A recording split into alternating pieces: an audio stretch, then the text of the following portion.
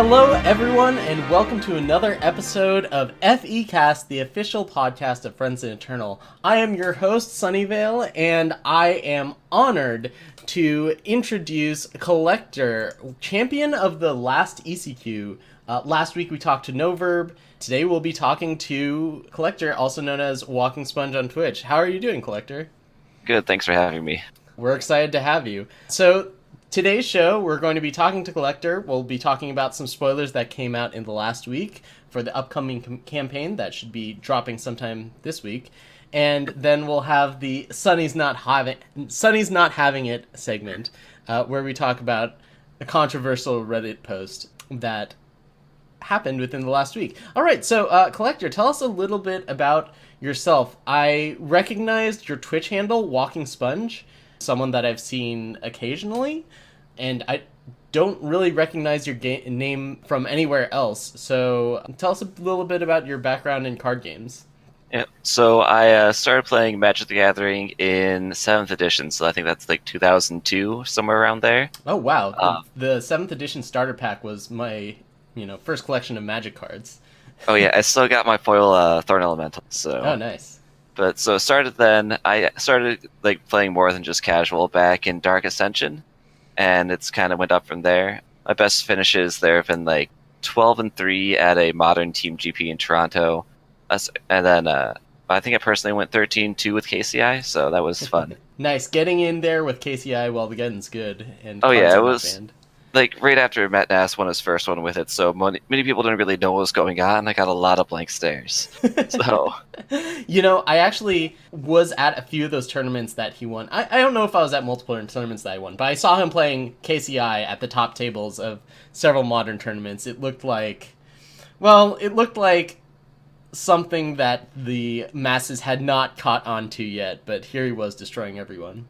Oh yeah. I don't know if you've ever done a Magic Salvation, but there was the KCI deck that's all the way back in 2012 there, which that's when I first built the deck. But then Scrap Trawler got printed, and that took off from there. So, all right. So, how'd you get into Eternal? So I heard that it was made by a bunch of people for Magic, like LSV, Conley, some other people, and so I registered back in the closed beta and got in, and it was towards the end of the closed beta though, so I didn't get to see some of the original cards, but it was all from there. Yeah, no flying in charge Champion of Cunnings for you? Nope, I never got to see that. I think Scrap Tank used to be a different card back then too. I didn't get to see that one though. I don't remember. Well, I certainly didn't play with Scrap Tank. I think Scrap Tank's been pretty much the same for as long as I can remember. I don't know. I thought another card had Scrap Tank's ability back then. Oh, maybe. I can't keep all this straight. Yeah. All the history behind cards, seeing as they all change. Wow, so this is the first time I've talked to you one-on-one, and despite both playing since the closed beta, how active have you been? Have you been, getting your first pack of the day every day, or hitting Masters every month, or have there been hiatuses, if that's during Dusk Road I took a break, but that was pretty much it. So I've hit Masters every month since then. Aside from that, and not normally ranked, not normally in draft. So all right, what types of decks do you like playing in ranked? Yeah, I take a variety. Like obviously right now I was doing a bunch of Shimmerpack, but I started out with Ricano aggro. It's the first deck back in beta. Moved to Shimmerpack, which is why I kind of brought it back. And then since then, it's just been a bunch of mid-range type decks. So okay, so this is like the Shimmerpack that when you first started playing Shimmerpack when it cost 7 before they nerfed it? It cost 7. Everyone played 3 to 4 in the deck, and no teacher, no stingers, but very similar deck list. There were no merchants back then, right? Oh yeah, there weren't any. Did you play Shimmerpack back when you targeted the player instead of each individual unit? No, I think that was still in closed beta when that change was around. So yeah, that change to Shimmerpack was huge, and good for an 8 cost unit, a bit much for a unit that costs 7. Right. So what made you come to the decision of playing Shimmerpack in this ECQ? So like I said, I've been playing it in the rank queue a bunch. I would normally go at least like 50-50 with it, but then I'd also get streaks of like, 10, 14 wins in a row. And, I felt like that was probably my best chance to just spike the ECQ with it. I've tried playing things like FJS or FTP in the past, and while I do fine with them, the win rate percent is never quite high enough to just like, spike a tournament with an average performance. So All right. Are there any particular matchups that you really wanted to prey upon with Shimmerpack?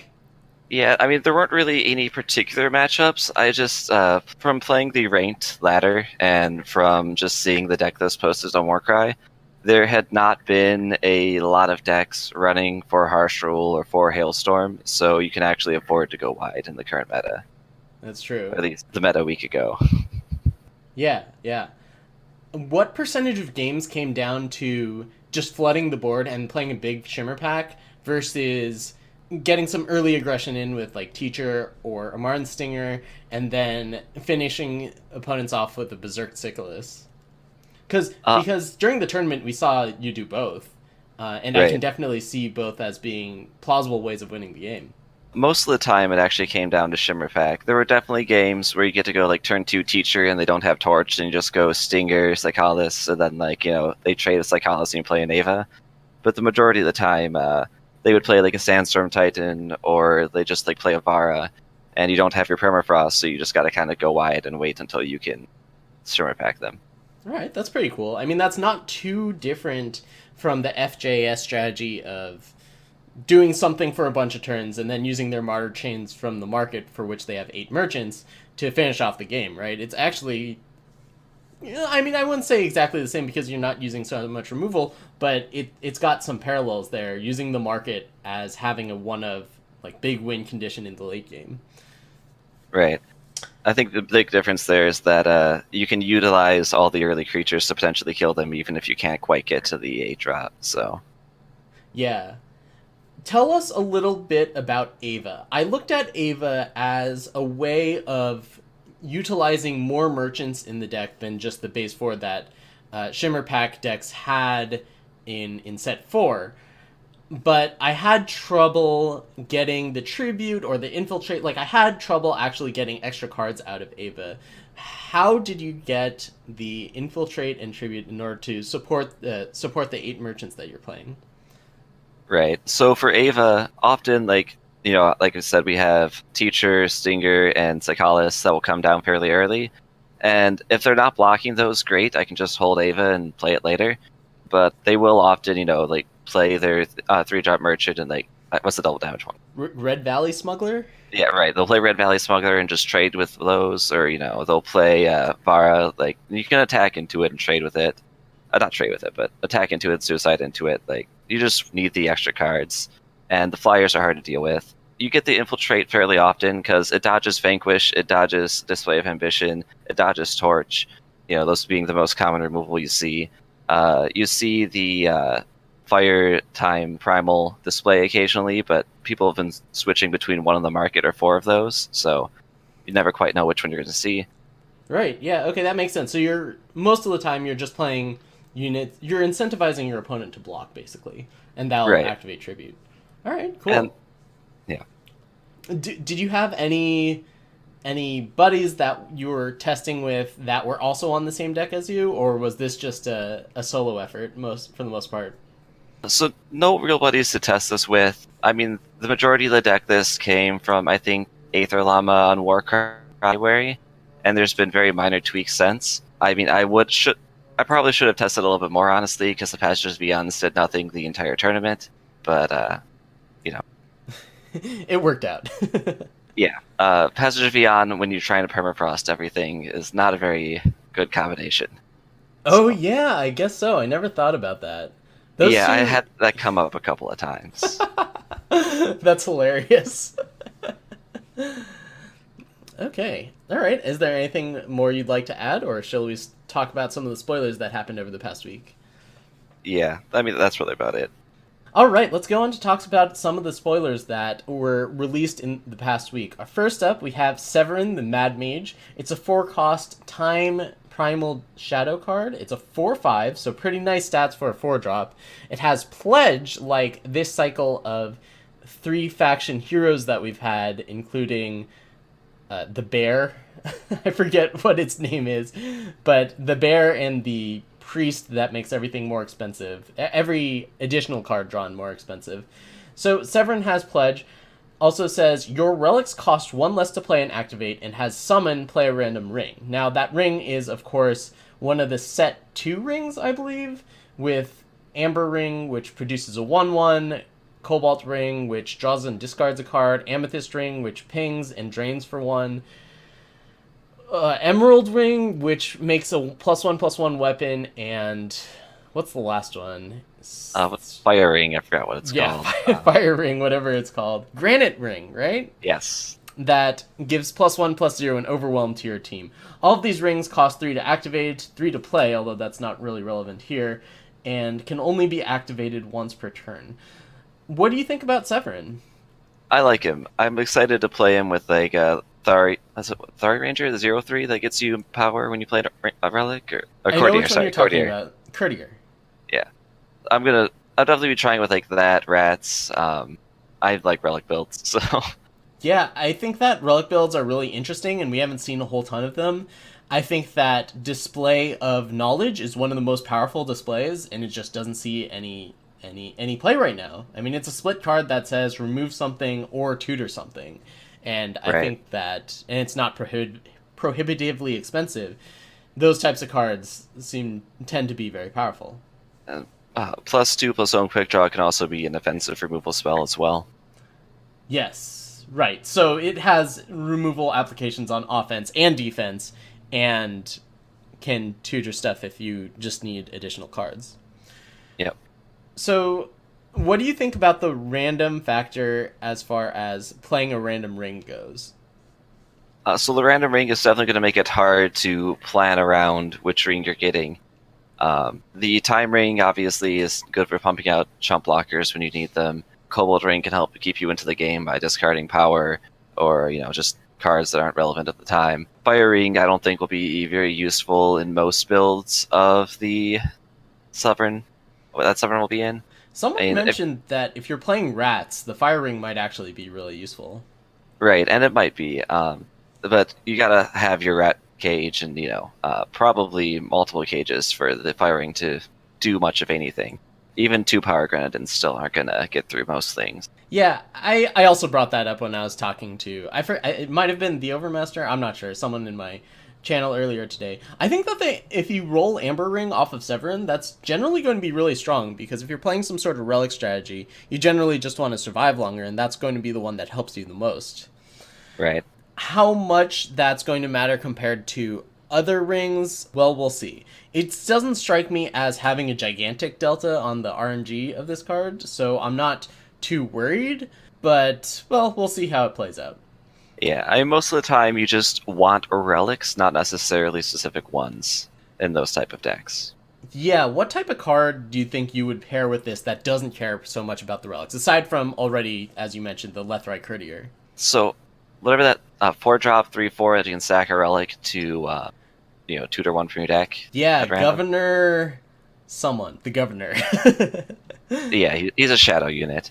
Things like this, if we see more of this type of effect where you get relics without spending cost, can definitely help enable you to just throw some big relics into your deck and not need these setup relics. Right, yes.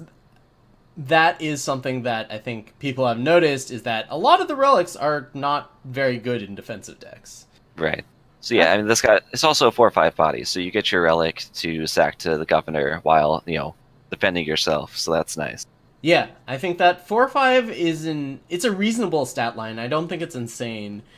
It is going to be bigger than most 3-drops and smaller than the other 4-drops because it has to compete against Vara and Sandstorm Titan. Right. Although if you are playing rats, you can sack the rat to Vara and then suddenly, it does block it. So yes. Okay, let's go on to the second spoiler. Pony Snatcher. This is A 2-cost double shadow unit. It's a 2/2 flying quick draw. When Pony Snatcher hits the enemy player, steal a random card from their market and add it to yours. If they have none, gain 2 health instead. Some people have been voicing concerns over this card in that it'll be extremely swingy and feel really bad when it hits you and steals an important card for your market. How do you feel about it? So I feel that the kind of dread over this card is probably overhyped. It will be okay in some decks. I can't imagine a deck right now that it just slots into, which means that it needs to find a home. But obviously every card in your market is there because you need it for some type of matchup, right? So it's gonna feel bad no matter what's taken. But I don't know, you'll feel bad no matter what's taken, and that I don't think it's gonna be great. Yes, it will take things, and it will suck when it takes things. But it taking things is not the end of the world. You still have 4 other cards in your market. Presumably every card in your market is good because they're there, otherwise you wouldn't want them. Not every card in the market is going to be good in every matchup, so even if they do take something, that's not necessarily that important. I do like that this card will force people to at least consider changing their strategies up a little bit, so Teleer combo can't necessarily just run Teleer in their market and be okay with that anymore, because this thing flies, so their merchants and early units won't block it, and they don't have a bunch of good interaction for it. Yeah, so I think that most people are identifying decks like Taler Combo, which absolutely need one of the cards from their market in order to win in almost any scenario.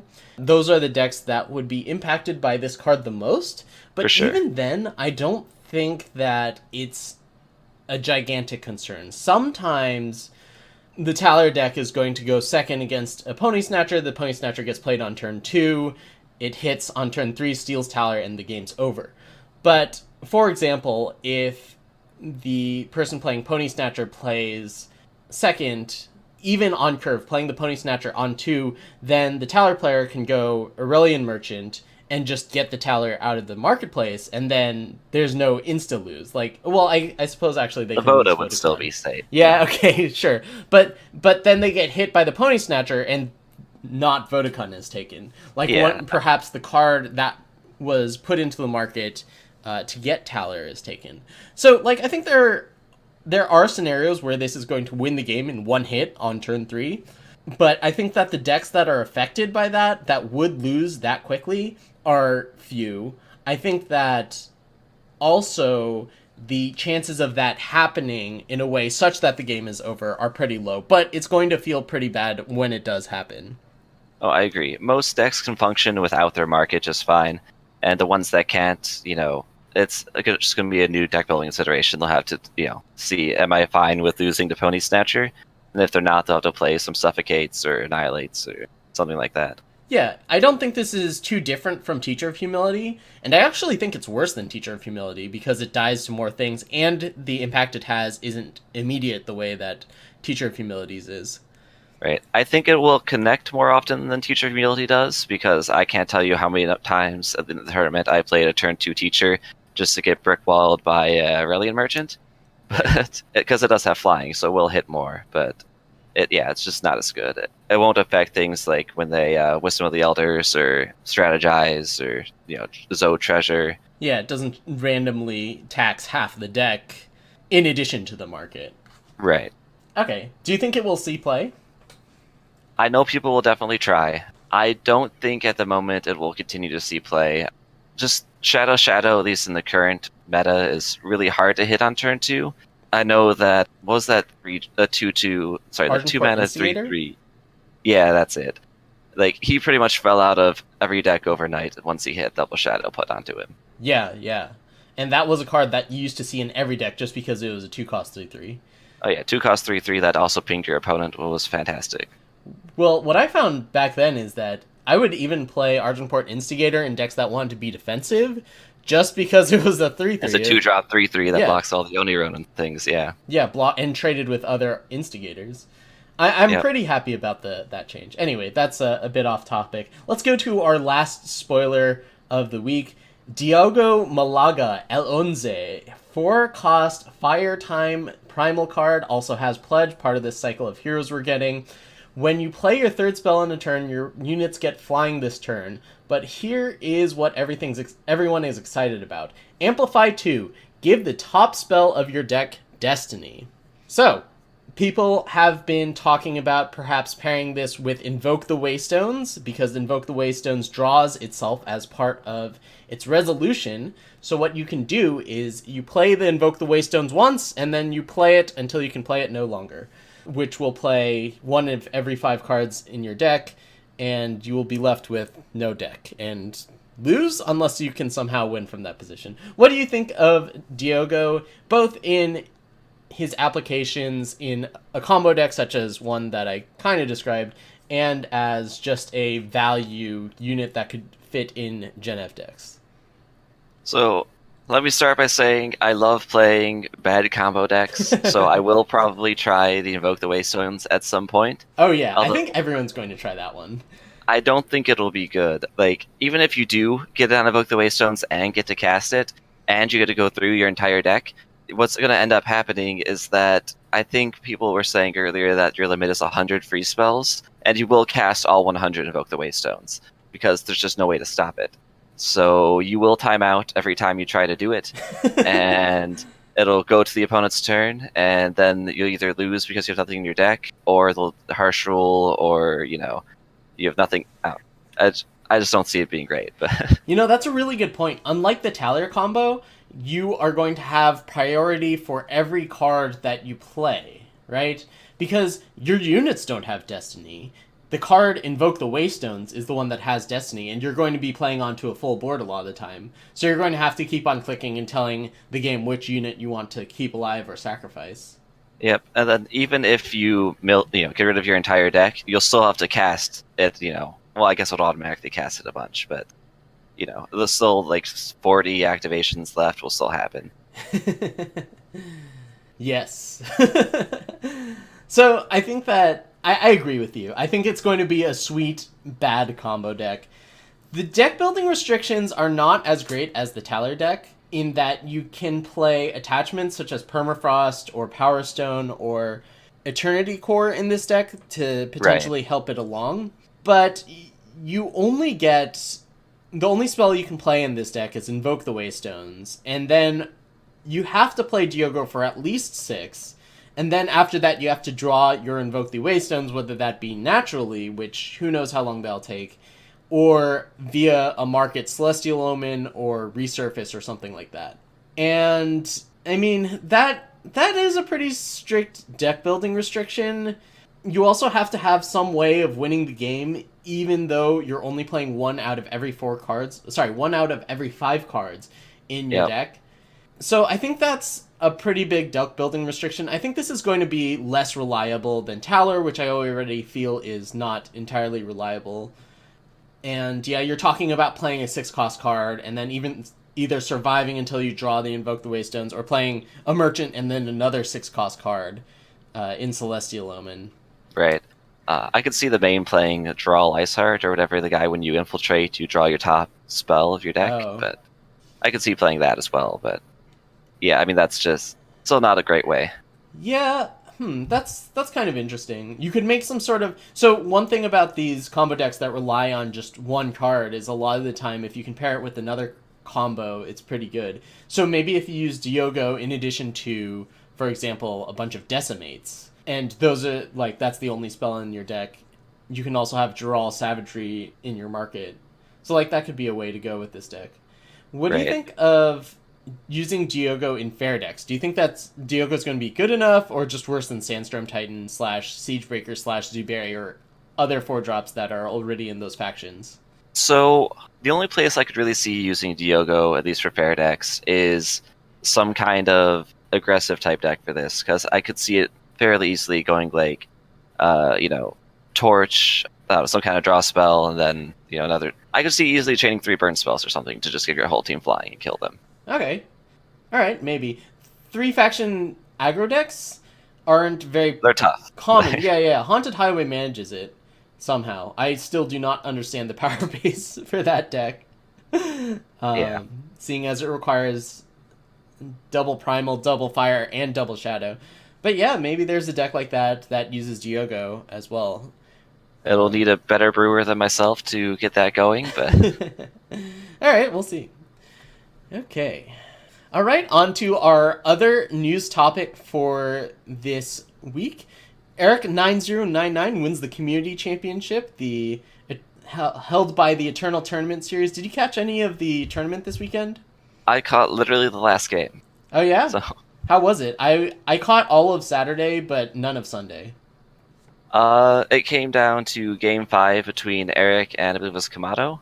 Yeah, it was close. I don't remember it too well, honestly. So All right. Well, congratulations to Eric, who will be joining the 8 people who are already qualified for the Eternal Championship. The slots are narrowing down. There's only 7 more slots to be filled. I think there's 2 ECQs, right? There's 2 ECQs, the top 100 ranked, top 100 draft, and then the last chance qualifier. Right. All right. What did you think of the deck that Eric won the tournament with? It was an FTP deck with Howling Peak in the market and Amaran Stingers, 4 Amaran Stingers in the main deck. No Derek the Thane. So I like it. I think that Stinger is just very, very good right now. Like against the Fire Justice Shadow decks, all the tokens give them a really hard time. Their big ground dudes just can't get through, and then they don't really want to spend removal on them. So you're just getting in a bunch of chip damage, and then the Howling Peaks again, another really great site that just for some reason fell off in seeing play. Not quite sure why, honestly, but Well, I think it fell off when people realized that FJS was ridiculous with the 2 smugglers that were totally overstated. But then people started remembering that Howling Peak was great and started playing FTP again. right. I mean, just cloning a Heart of the Vault is gonna put away most games. So Yeah, that card is not reasonable. I've complained about that card at length. Heart of the Vault.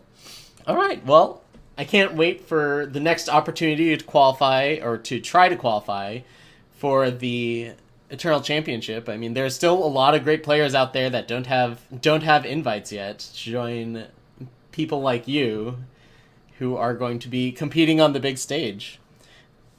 yeah, congrats to Eric, by the way. I didn't get to say that earlier, so All right, let's go on to my favorite segment of this podcast. Sunny's not having it. Today's segment is going to be about a Reddit thread entitled New Deck Tutor Horu Control. Yes.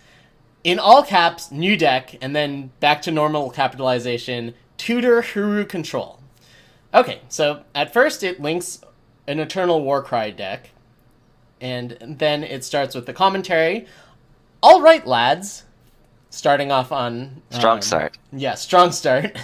This took me weeks to refine, and I'm happy to announce that, as of this meta week, this deck is the strongest it has ever been. It is not your average deck by any means. If you look at the listing, you wouldn't be able to understand what's going on. Thankfully, I wrote a quite lengthy description which took me hours to do on EWC for all of you to read. I'm probably going to keep updating this Reddit post, but as a warning, the second Runehammer gets played, you tech in Downpour if there's a lot of 1 HP tokens, aggro, or healer. Okay. Overall, I have had an 80% win rate with it, having climbed to Masters and beyond. Here's a random screenshot of the deck in progress, and it links to an image of the deck blowing someone out. I dearly hope you enjoy playing this deck, just like some of you enjoyed playing my pretend armory list, which I have seen on ladder. Click me on EWC. Once again, Tutor Huru is the most successful control deck I have ever made. I'm an experienced HS brewer, and I've been brewing in Eternal for half a year now. So, first of all, props to this person for coming up with a unique deck and sharing it on Warcry. And if you actually click the link, there's a lengthy description about it, which I think that's good. I mean, I think that people, as a content creator, I encourage other people to create their content and, flesh it out, post long descriptions about it. Yeah, it'll definitely help people be able to at least try it and have some idea of what they're aiming to do instead of floundering, so... Yeah, especially a deck like this, which is rather confusing. I have... Maybe it's just a few things about this post that are throwing me off for a post that is otherwise generally positive. But first off, starting off with the all right lads. It just feels really condescending. And then also the 80% win rate in Masters and I wrote a lengthy description which took me hours to do. Every content creator spends hours on their content, especially if they, write an article, do a video or something on a deck that they made, that they built. Maybe there's someone is, speaking in English, writing in English when it's not their main language, but the post came off to me as being very haughty and condescending and, well, yeah, mainly those two. The deck itself is, I played a few games with it, and I was not a fan. You've got 2 Celestial Omen to tutor for a bunch of one-ofs, such as Vision of Austerity and Agitator's Gavel in your main deck. And in the market, you've got hits such as Resurface and Quicksilver Mirror for a deck that plays 6 sweepers. The deck, it's playing 6 sweepers with the, 3 of Ikaria, Valkyrie Captain. It's got a lot of numbers that are not 4, and it just did. As a deck builder, it also makes me uncomfortable with what it's trying to do. It doesn't seem to have a very clear plan in mind, and that was definitely reflected when I played this. And I was pretty turned off to it, but because the poster put so much effort into the post, I was like, okay, I'll give it a try, see if this is for real, and I feel like it's not. And, well, I just felt like this post came off more as a brag than anything.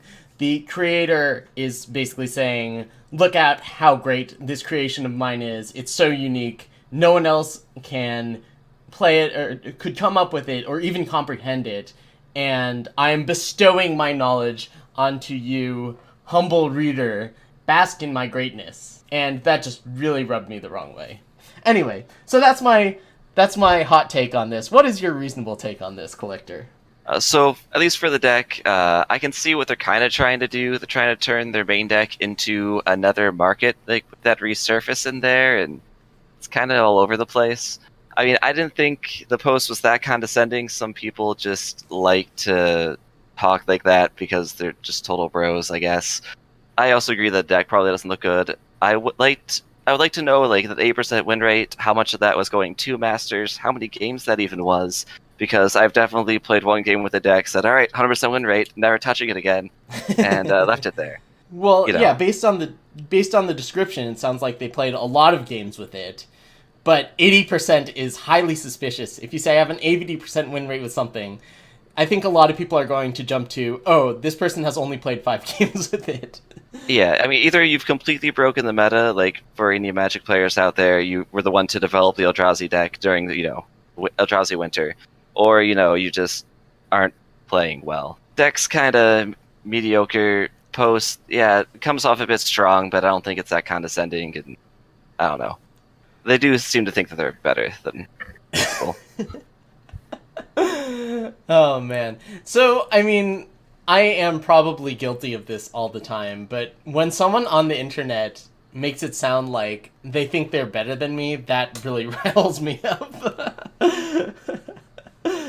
I try not to pay attention to that stuff because so much of it, I'll just never be able to sign off if I have to respond to everyone who thinks that they're better than somebody else. Oh yeah, so... no, I don't respond to these things generally. Okay. But, if you're writing a post trying to convince people of something or of content and it comes off that way, to me, it feels pretty bad. Although, I guess I'm guilty of the same thing, so I should probably watch my language as well, and someone should just, take me down a few notches on my confidence level when it comes to this game. Yeah, I do want to say, though, that I like the fact that we do have people trying to brew new decks, and that you should keep doing it, even if not everyone is a hit. We don't have enough brewers in Eternal right now, so...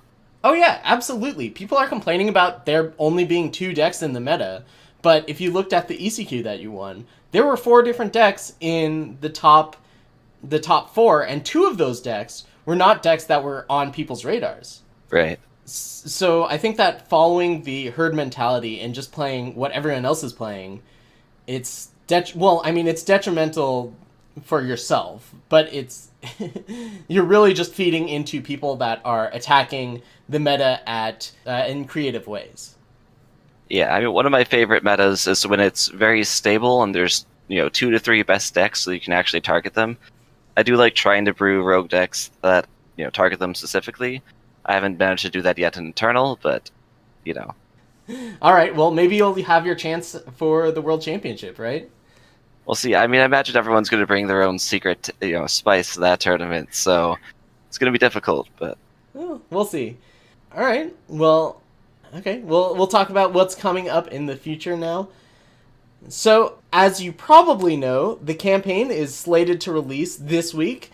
We don't have a date yet, as is typical Direwolf fashion, but after the last one, I am so excited to unbox this campaign and play through the missions, some multiple times.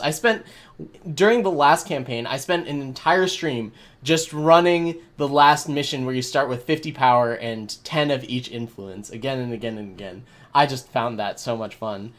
So it'll be really interesting to see what this new campaign brings, not just the new cards, but also the play experience we have. Friends of Eternal hoodies and tees, they're getting close. We're still waiting for a few things, but I've seen a prototype that looks awesome. I can't wait to share that with everyone. And finally, Collector, do you have any plugs for your social media or maybe a Twitch stream or any other projects that you work on, Eternal related or otherwise? not much social media. I do occasionally stream on Twitch. I'm Walking Sponge on there. Yeah, we won't see me online often, maybe once every couple months, but when I'm there, I'll generally be playing Eternal, so. Awesome. So that's walking_sponge. Speaking of which, so the first time I noticed your name in my channel was, well, I don't remember it was the first time, but do you know the Twitch user Greek as the gods? Can't say I do. No? Okay. So that back when I streamed a lot of Legacy, that person would watch frequently and comment that I should add Walking Sponge to my deck because it was his favorite card. So there was at one point where I noticed that you, with your handle of Walking Sponge and Greek of the Gods, were in the same channel. I was like, oh my god, it's happening. Yeah, I know I've definitely been in a channel with, I think it was Disabled Sponge before. So, I mean, that was fun. I haven't seen that one. Okay, well, thanks a lot for joining me on today's episode of FECast. Good luck to you at Worlds if I don't talk to you before then, which seems unlikely, but good luck to you at Worlds officially. We'll be rooting for you. And yeah, thanks everyone for listening. We'll be back on next week with another episode. Hopefully we'll be talking about what the campaign has brought and the content and whatnot. And the content and new cards that come from this campaign. Thanks everyone for listening to this episode of FECast. We hope to see you next time, and until then, I will see you in the friend zone. Friends of Eternal is a community-based Eternal team dedicated to self-improvement and helping others in their own endeavors. We are an inclusive group and are happy to welcome all comers to our rings. If that sounds like something you'd want to be a part of, or if you think we're pretty cool and you'd like to hang out with us, go to my Twitch channel, twitch.tv/Sunyveil, and type in !FE, and there you will be given information on how to join and how to find the Discord. Thanks again for listening, and until next time, I'll see you in the friend zone.